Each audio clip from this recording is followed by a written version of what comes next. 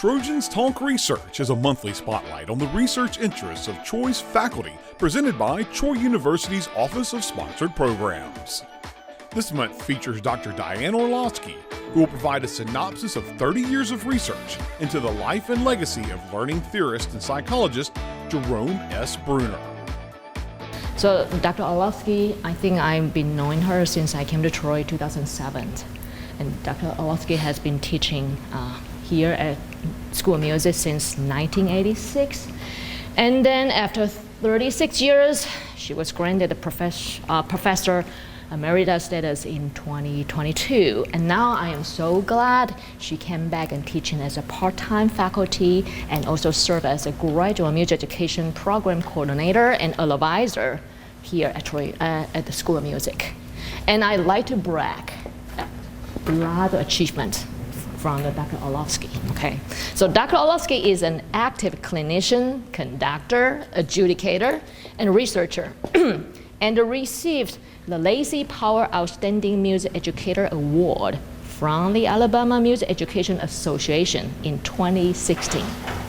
She was the recipient of the Wallace D. Malone Distinguished Faculty Award, which recognizes outstanding scholarship, teaching, leadership, and service, as well as the Ingo Award for Excellence in Classroom Teaching, the Phi Kappa Phi Distinguished Scholar Award, the AATE Outstanding Teacher Educator Award, and the Wright State University Music Alumni of the Year Award. Dr. Orlofsky also received an American Fellow Award from the American Association of University Women. She was recently selected to Alabama Music Educator Association Hall of Fame and will be inducted in January 2024 in Huntsville, Alabama. Best known for her research on learning theorist Jerome S. Bruner, the subject of today's talk. She has also written extensively on music teacher education, music education methods, learning theory, piano pedagogy, choral leadership, and interdisciplinary collaboration. Today, Dr. Orlofsky shares an overview of 20-plus years of research into the life of learning theorist Jerome S. Bruner. Thanks.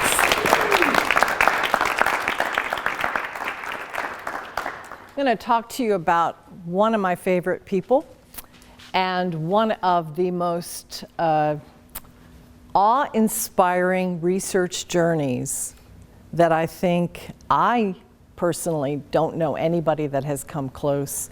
It has been an adventure, and it's kind of weird to talk to a group of students and use the word research and exciting in the same sentence. I hope you guys will see by the time that we're done today that research has a sort of a bad connotation, and it's really one of the most wonderful things you can do, to stay active, to stay involved, to stay emergent in the field of music education and just in the field of thinking and why we do what we do. So let's take the journey together, okay? I'll try not to linger too long. So I'm asked this question a lot. You're a music educator. Why did you spend so much time focused on one learning theorist? How does it relate? Well, let's see if we can figure out the through lines. On the left are a few of the areas that I've written about, that I've researched. The underlined ones give you a through line to Jerome Bruner, talking about learning, talking about behavior, talking about instruction and how to sequence it, talking about transfer. Those of you that have had classes with me, we talk a lot about transfer. Talking about attitude, all of these things. So it's really not a very big leap when you see what I've written about in other areas and my focus on Bruner. So how did I get started out into what has really been a lifelong passion? And you can see that Jerome Bruner was born in 1915 and he passed in 2016. at the age of 100. So I have a lot of years to share. I'm going to take you back to 1957. And some of you know why. In 1957, the Russians launched Sputnik.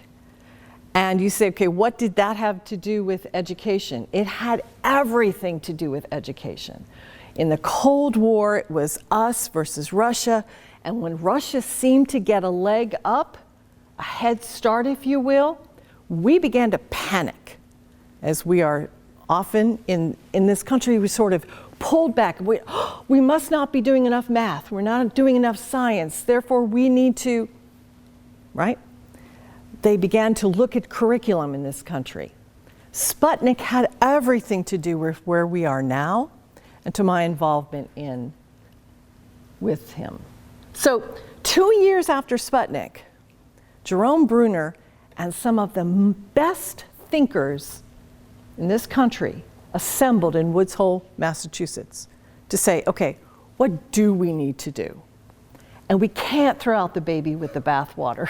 You know, we need to harness our resources, and that doesn't just include math and science.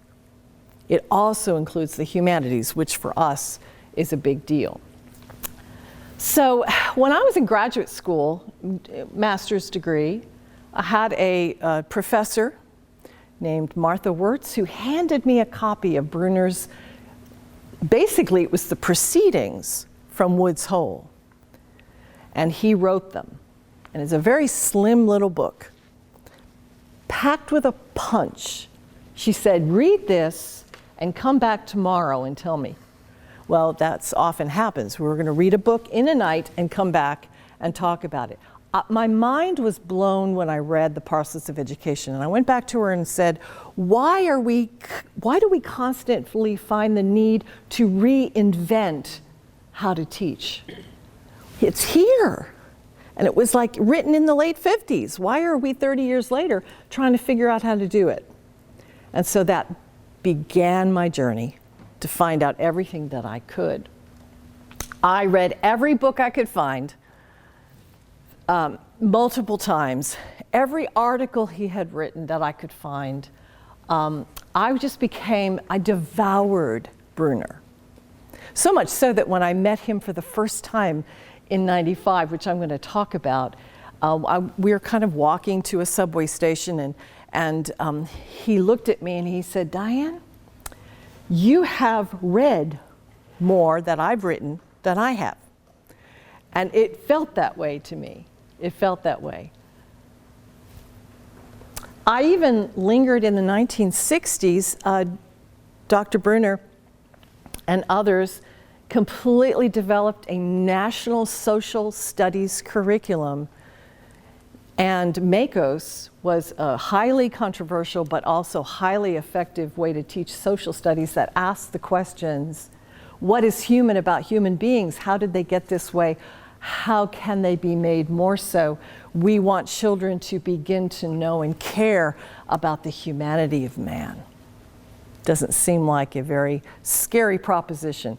I became enamored with this whole idea of curriculum reform and how we can do it better.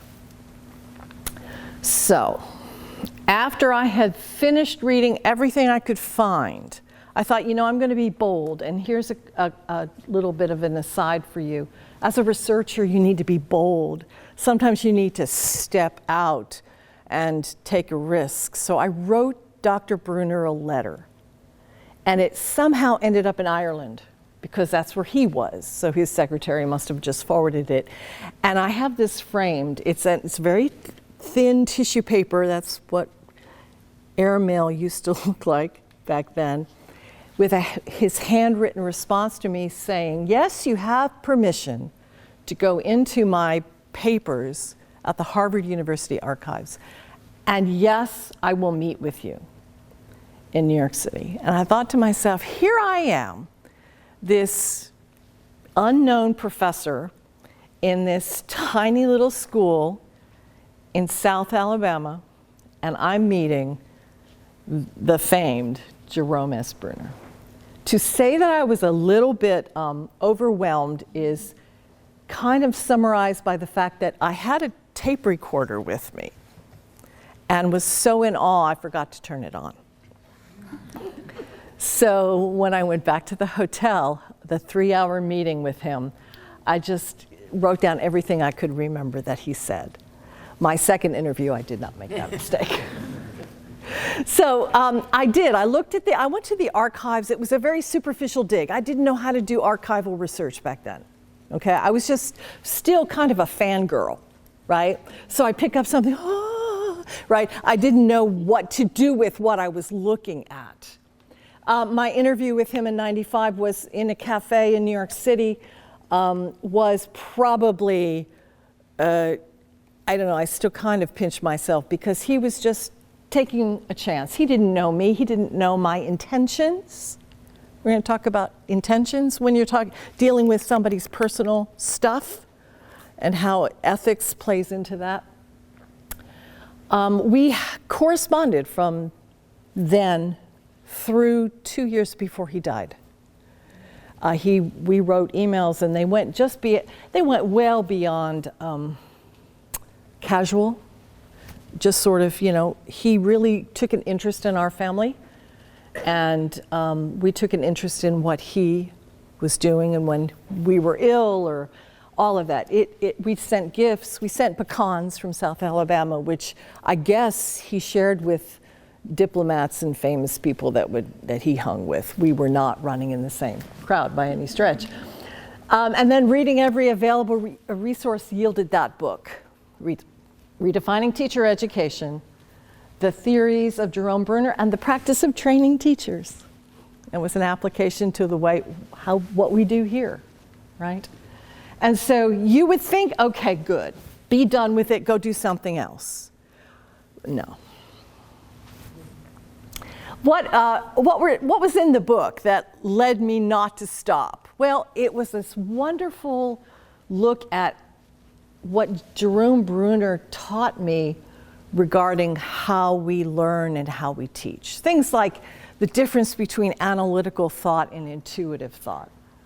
The ideas of how to structure teaching a subject, how to intrinsic motivation versus extrinsic motivation.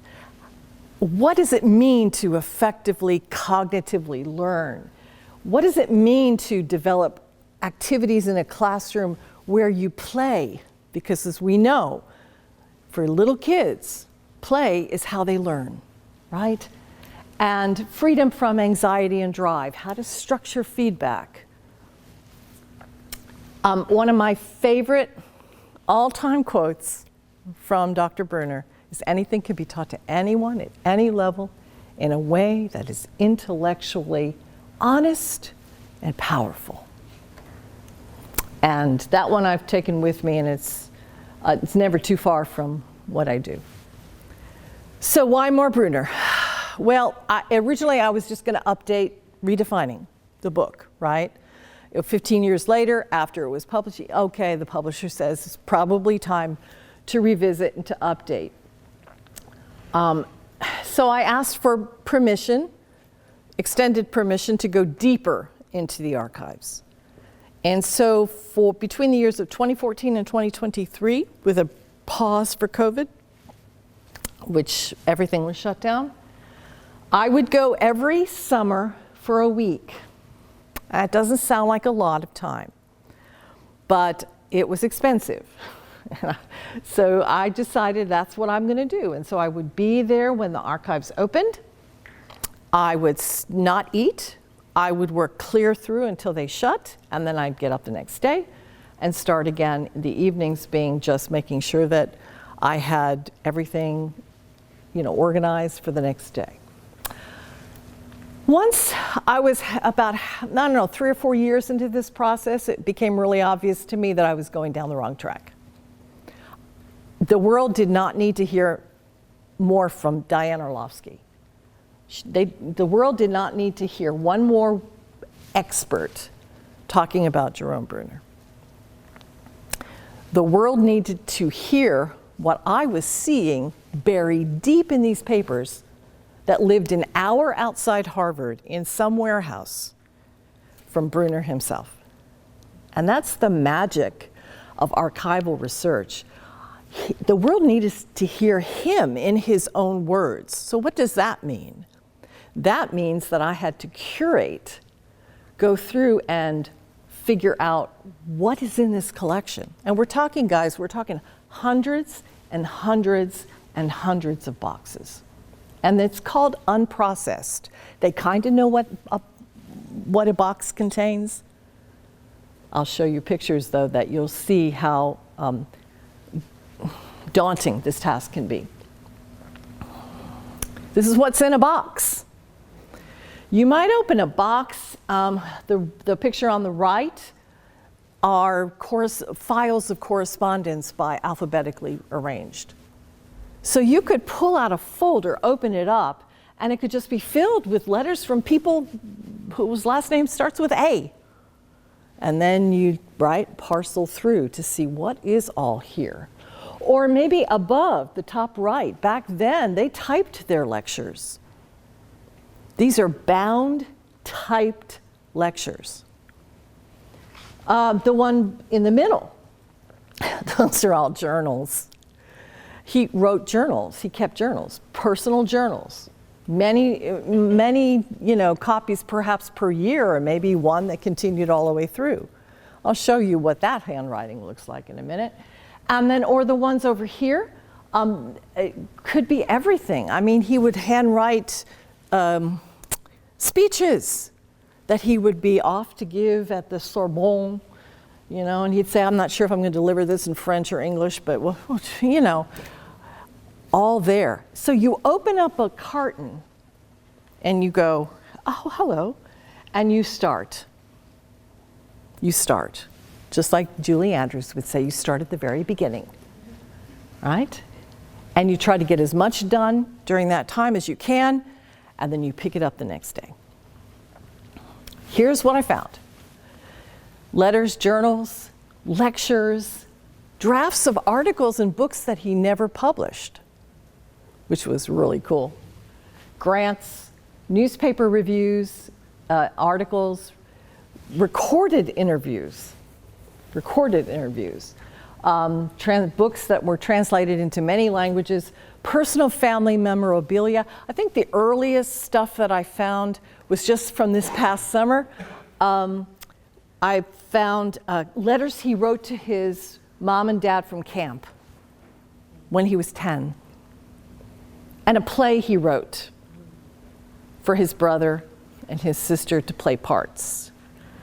And that's probably the earliest thing I found. And then sketches. This was in a journal, for example. I'd open it up and there's this very, very old newspaper clipping. You have to wear gloves, right? And they don't like you to bend it back, so you have to put these snakes that are like filled with beans to hold the book open. It's a process.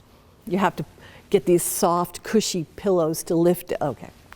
So you get the idea. So you open it up and very, very gingerly, carefully, right, so you don't tear or anything.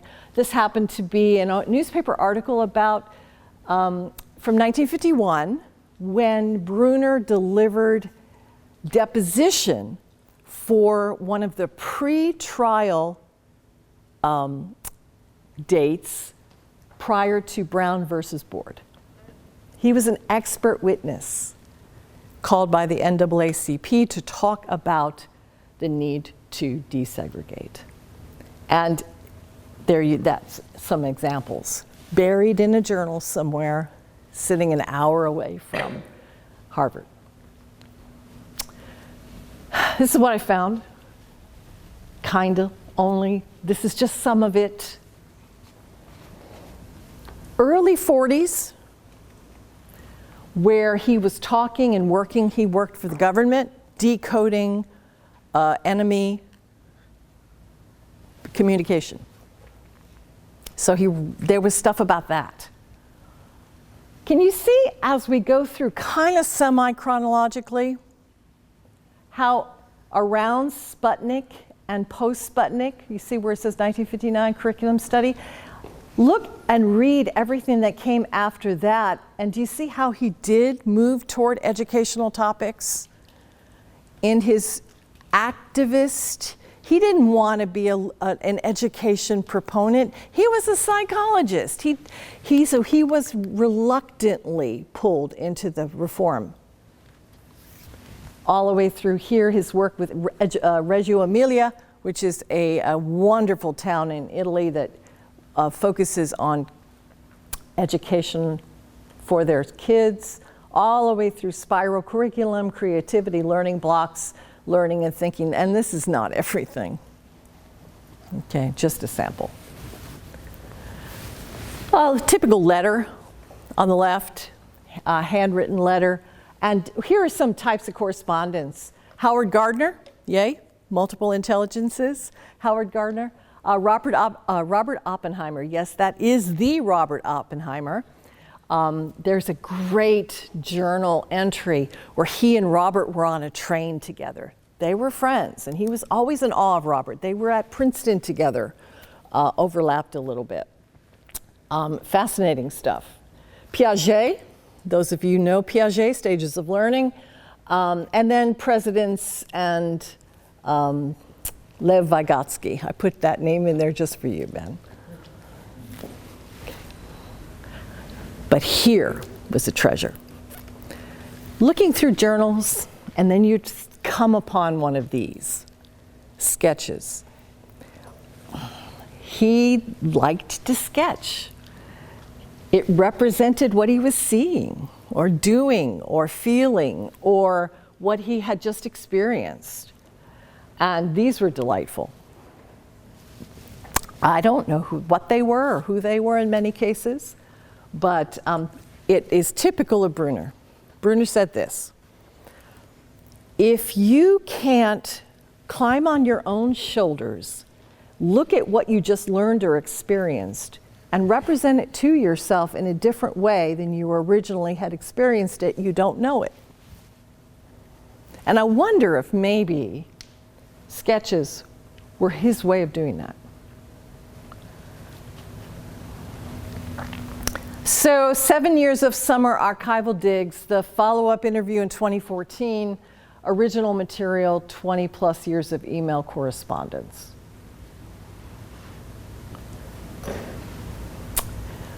What are some challenges? And I've given you some pictures to talk about the challenges. What are some challenges? What would you think some of the challenges of archival research is? Well, I'll tell you one. The top right, it's a lonely existence. You are sitting at a table. You are allowed a pencil. Remember those? And basically some paper.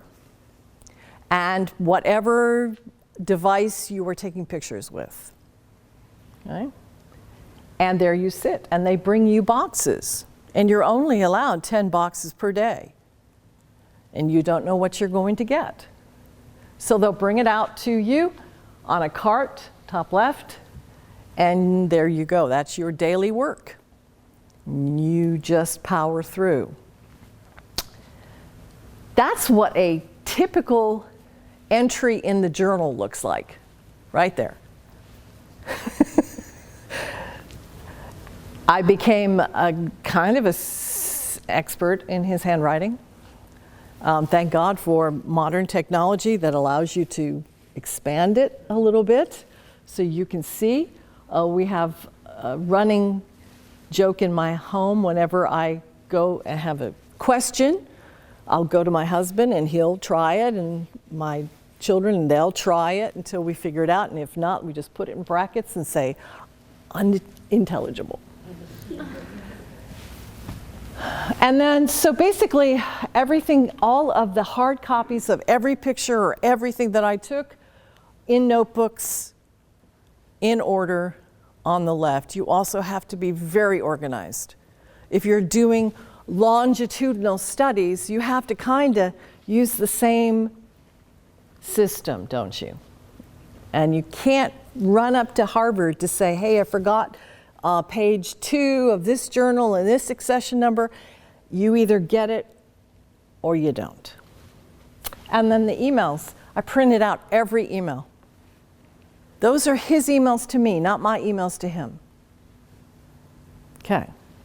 So the challenge is now is trying to make some semblance of all of that, right? What is that going to look like? And what are you going to use and what are you not going to use? Let's talk a little bit about the ethics of this. These are personal papers. So you are reading a journal and you come upon something that perhaps doesn't need to see the light of day. We'll sell more books, but you have to define the parameters of what you're looking at. And the reason I think Bruner trusted me, because he knew I would never betray that. I'm staying in my lane. I'm staying in the lane of education, of learning, and everything related to that, psychology, and nothing beyond that. So there are things that should never see the light of day in archival research. And I wish more people would approach it that way, but I do think that's why he and his son said, yes, you can. And I think we as young researchers also have to have that same kind of ethical core. This is an example of an email that he wrote me. The context is this. I wrote a column for a journal called The Forum, and this particular column was talking about kids and how they philosophized about making music and who made the first music, and it was told from the point of view of kids, right? This is what we do. And some critic somewhere said, oh, you're demeaning music by talking about it from a kid's point of view. Well, why did you waste time talking about that? And I was complaining to him, basically saying, can you believe people that would actually say this? And this was his response to me. He was a great champion. He and I hit it off in the 90s because he said to me, you know, one of my greatest regrets in life is that I never learned to play the piano. And I said, I wish I lived closer to you, because I would teach you how to play the piano. And he said, oh, I'm too old to learn. I said, Dr. Bruner, you said anything can be taught to anyone at any level in a way that is intellectually powerful and honest. I would teach you how to play the piano. And so he and I hit it. I think he really admired. He would always be wanting to know what we were doing here at Troy. And I would share things with him. In my last meeting with him, he was frail. He was 98. He leaned forward and he said to me, Anna Kate, I'll use you as an example. He leaned forward and he goes, Diane. I said, yes, sir. He goes, dun, dun, dun, dun. Dun, dun, dun, dun. Why do I like that? Why am I drawn to that? And I said, because music is a language, Dr. Bruner. I said that. I said it has syntax, it has form, it has organization. He goes, Diane, music is not a language. I said, it too is. And there I am, arguing with a 98-year-old Jerome S. Bruner on what it means to be a language. I should have just cut my, right? But he was always wanting to dialogue. He was a wonderful music aficionado. He was a regular at the Chamber of Music Society of New York City.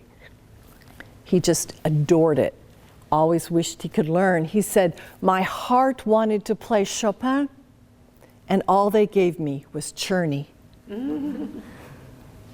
If you don't know Czerny, our finger exercises. So there I am, and there we are in 2014. It was a delightful time. I had gone in with these wonderfully crafted questions that was a follow-up from my mid-90s interview with him. And he wanted nothing to do with the pre-scripted questions. And so it's my great delight to have transcribed that interview because I did remember to turn the tape recorder on at the time. So the book in progress right now is Bruner in his own words, selected materials from the Jerome S. Bruner collection, Harvard University Archives, and I will be editing, basically curating what goes in that book. I'm going to also include some bonus material, some selected emails from because those are my intellectual property. So what are some takeaways for you today? My first takeaway is, that I want you to take away is, exercise curiosity. When you leave here, continue to exercise curiosity, because at the heart of a researcher is a curious mind that absolutely has to know more, know more.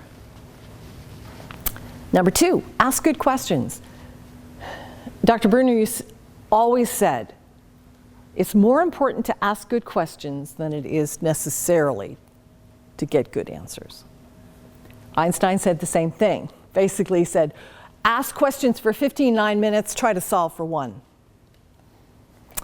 The idea being that always, always, always stay inquisitive.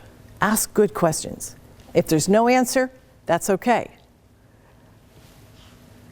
And 3, when you teach, when you're out there teaching,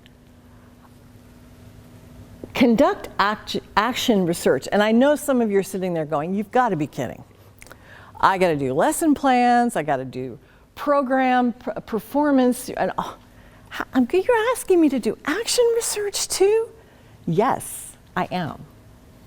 And it's as simple as identifying a problem, you'll have many in your classroom, devising a plan, you need to act to implement the plan, observe whether or not it's working, and then reflect and share what you found with your colleagues. That's action research. Doesn't necessarily have to see the light of a journal somewhere, but that cycle has to be in place for you guys to be active, current, and ultimately, I think, successful. So I'm going to ask for questions now, since we're done. Any questions or any comments that you have? Yes? Okay, so whenever you were going through all of the archival stuff, Yes. It wasn't necessarily in chronological order. So how did you organize your notes at all? Because that seems really daunting. Well, first of all, you're not actually taking notes. You have to actually transcribe everything. So, because everything is handwritten, right? Most of it's handwritten or hand-typed, and there are no word processing programs where you can just scan in a handwritten, that look like that, and have it come out, right? So I have spent the better part of that time as well. I would go and get my materials, and then I'd sit there and type, or talk and let it type, and try to get that through. Then I have to go back in and figure out what are some of the key words, right? So when I'm typing, I'm making notes to myself, keywords. Or perhaps he mentions something and I'll go, you know what? The reader's gonna wanna know in a footnote or an endnote what that means. Like, they may not know the significance of why sitting next to Robert Oppenheimer was a big deal, right? You assume they do, but they may not. So you have to do some of that background. Then this summer, what I did was I went through everything and pulled out by accession number, because Harvard has to approve all of this. So I had to give them a list of everything I maybe will use by accession number, meaning the way they catalog, okay? And right now, I'm going through and trying to figure out that organizational process, which will probably not be chronological, will probably be thematic. So everything that necessarily has to do with a particular topic, like the things about early learning and Head Start. Those will probably be all in a group together in the book. That is a really great question, Wyatt, because the organization of all of this to make sense for the reader is important. Let me ask you, if you wanted to learn more about Bruner, what way of organization would work for you? I guess personally, I would like it kind of thematically too, because if I wanted to know like chronologically, I would just go look at his life or like about him, a biography or whatever. But if I'm trying to learn more information, then I would definitely prefer it to be like themes. Yeah. So then you could also index, and your table of contents would be the way I would want to approach it at this point as well. Good question. What about the first of Bruner's books that you read drew you to it so much? It's a great question, Victoria. The fact that in education we are so prone to, let's come up with a new way of teaching something, and then the pendulum will swing, and then we'll be over here. Let's do a new way of teaching what we were just thought was great that we did over here. And this pendulum started giving me whiplash, that we would keep reinventing the wheel, and the wheel didn't need reinventing. Basically, what it needed was understanding how people learn, and then adapting our teaching, right, based on how people learn. And I thought about the simplicity of it, was just, that's where it boils down to. Good learning occurs by good teaching. And packaging it in a program is not necessarily the way to go. And it was at a time when I read it where all of these, well, we won't teach reading this way, we'll teach reading this way. Well, let's not teach writing this way, let's teach writing this way. Or that doesn't work, let's teach new math, and then math is new over here, and it's new. Good teaching is good teaching. So it's a good question. How did you deal with the mental fatigue of sitting there for all day and doing the same thing? That's a great question, Hudson. Some days I coped with it better than others. The actual curation where you're at Harvard, which is one of my favorite places on the face of the earth, you'd lose track of time. Literally, there could be there was no conception of what was happening outside the building. I was just that focused. But then the tedious work happens once you go home. And you're sitting there and you're faced with all of those notebooks, and you're sitting there and you're typing everything. And you're thinking, I will never finish. So that's why this summer, when I typed my last word, my last, interpretation of what I was reading, I sent it to a couple friends and I went, it's done. It's not done. Now I have to go back through it. And you have to also understand that I have a lot of articles that probably people don't normally see. He gave me his bibliography that I have to add to, and it's that thick. So it's still tedious. I think what keeps me going through the fatigue and through this is never going to happen is the understanding that original precept, that what I found deserves to be heard. And if I don't do it, who's going to do it, right? It's like this stuff is sitting in a warehouse an hour from Harvard, and it's been closed. It's basically a closed system until 2026. So I also have that date hanging over my head. At 2026, it opens up. And so I have had this really rare opportunity to see it in a way that very few people have. And that keeps me motivated. And my respect for him as well, wanting to contribute to his legacy. Are you drawn to qualitative research more? I am. The difference between qualitative and quantitative Anybody? No? Okay. Quantitative, we crunch numbers. Qualitative, we live in the world of ideas and philosophy, and we still look at data, you know, but it's a little bit more based on, let's see, I'm trying to say, descriptive data is more, we're not trying to manipulate something, we're trying to see what exists. So I've always lived in that world. My dissertation was philosophical / historical / descriptive, and one of my profs at FSU said, just get out of her way, she knows what she's doing. And so I was basically charting territory that not too many people, I think, prior had.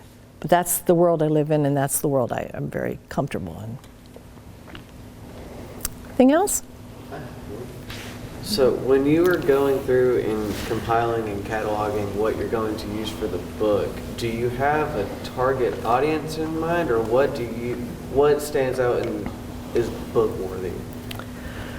That's a really good question, Kev.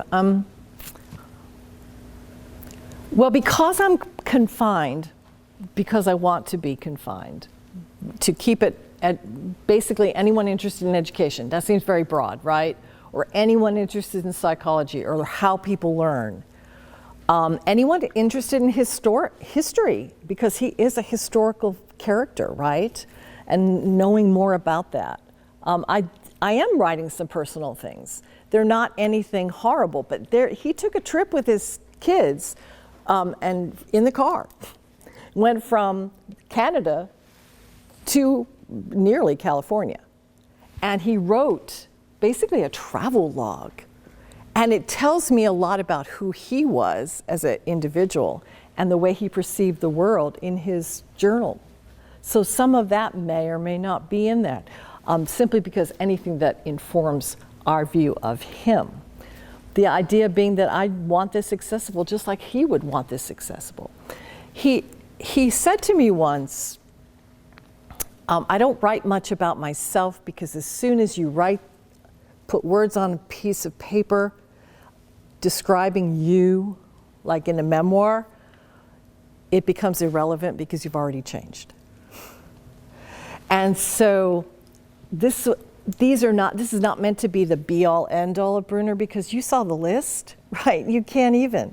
This is offering snapshots perhaps of the man that we've not seen before, or something that can add to something we already know about things that he's written. Does that make sense? It does. Okay.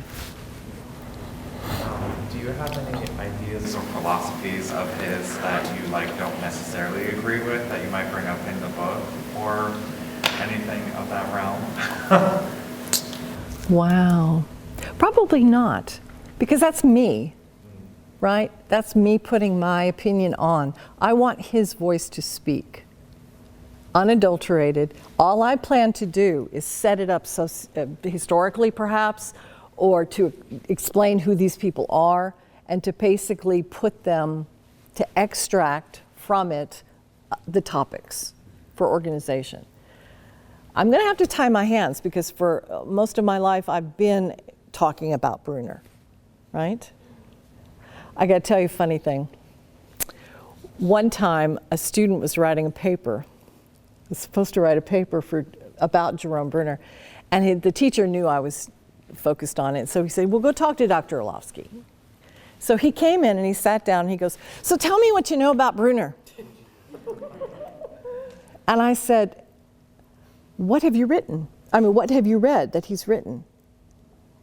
And he looked at me blankly, so that showed me that he hadn't read anything.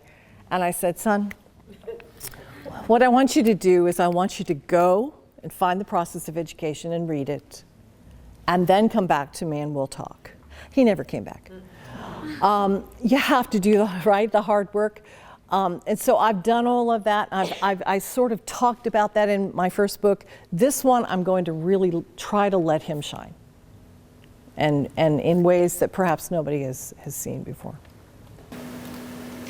How has his theories and ideas and so forth, has any of that influenced your musicianship? Has it influenced the way you teach? Has it influenced the way you conduct and transmit your musicianship to your students? Absolutely. Absolutely. Particularly when you're taking a score and you're trying to pull from that score how to then communicate it to the, in my case, singers. How to deconstruct the music and then repackage it and introduce it to whatever students are sitting in front of you. It's taught me a better way of thinking. It's first of all, and then taught me then how hopefully to communicate it better. So it has infiltrated everything that I am. If you cut me, I bleed, that, you know. But it also has made me a better discerner of learning styles in the classroom. Bruner has, he believed in, well, there are more, but there are 4 models of the learner. And one of them is a very lecture-based, and most of it is very collaborative, so that you pull everybody in, right? Everybody is equally important in the learning, teaching paradigm. And we talked about that in our 8 o'clock class this morning. It's making sure to give each of the students that are in your class, everybody has ideas, pulling all of that together and in wrapping it in your pedagogy. Yeah, he definitely has. So it has been my honor to have been entrusted with this, and it's a lot of pressure, but I hope that giving you a little glimpse today has made you even more curious. So go and get the Process of Education, read it, and come back and talk to me about it tomorrow. Thanks.